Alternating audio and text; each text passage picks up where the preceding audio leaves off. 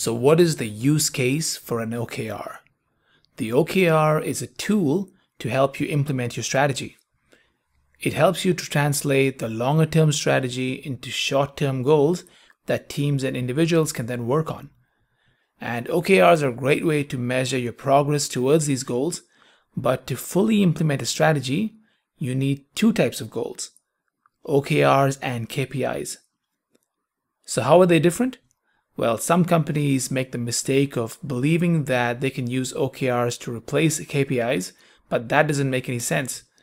And to illustrate this, the example that I like to use is that of a car. If you're driving your car and the car is, let's say, your organization, and you're heading to your desired destination, and that destination is your ultimate vision, then OKRs would be the tool that you'd use to map out your optimal path to that destination. But as you drive that car, you also need to keep an eye on your dashboard to make sure that the engine doesn't overheat and that you don't run out of gas. And these things that you have on your dashboard that you have to constantly watch are best measured using KPIs. You need to monitor them on an ongoing basis to make sure that they stay within predefined thresholds. So the use case for the OKR is to serve as a map to take you to your desired destination.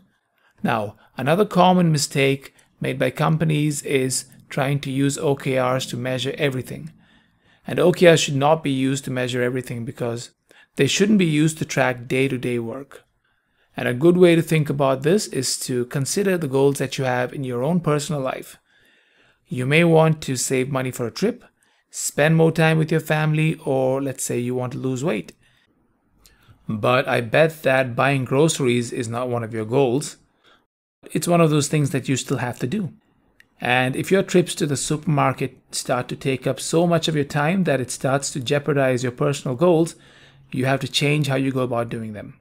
And when people say that they can't achieve their OKRs because the everyday work gets in their way, it's because they don't really understand OKRs.